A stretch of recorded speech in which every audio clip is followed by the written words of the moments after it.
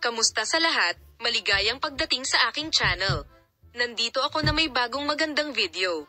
Ang sikat na Istanbul television star na si Tuğba Büyüküstün ay nakaranas ng isang kaganapan na ikinagulat ng mga manunood sa isang sikat na programa sa telebisyon na dinaluhan niya kagabi.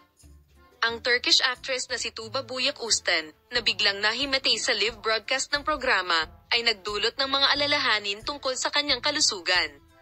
Habang ang kanyang mga kamag-anak at kaibigan ay naiinip na malaman ang katotohanan sa likod ng hindi inaasahang pangyayaring ito, ayon sa mga pahayag na ginawa, mayroong isang malubhang problema sa kalusugan sa likod ng pagkahimatay ni Tuğba Büyüküstün. Paglitaw ng cancer. Ipinakita ni Tuğba Büyüküstün na ang mga senyales ng cancer ay napakababa sa mga pagsusuring ginawa sa panahon ng kanyang regular na pagsusuri sa kalusugan sa mga nakaraang buwan. Ang sintomas na ito ay binibigyang kahulugan ng mga eksperto bilang tanda ng pagsisimula ng kanser.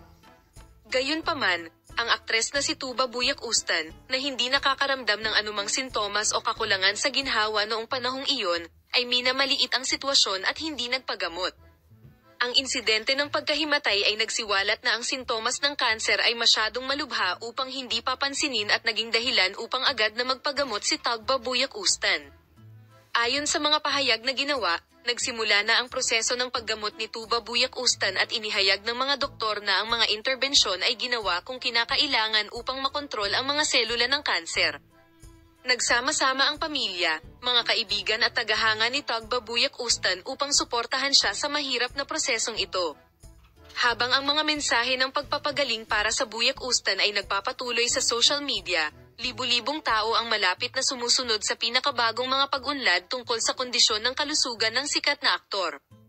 Sa kanyang mga panayam, sinabi ni Tuğba Büyüküstün na sinubukan niyang panatilihing mataas ang kanyang moral sa mahirap na prosesong ito at nakipaglaban sa suporta na natanggap niya mula sa kanyang mga mahal sa buhay.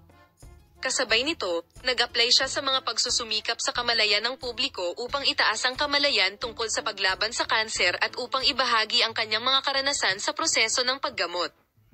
Ang hindi inaasahang pangyayaring ito, bilang karagdagan sa personal na pakikibaka ng sikat na bituin sa telebisyon, ay muling nagpaalala kung gaano kahalaga ang maagang pagsusuri at paggamot sa kanser.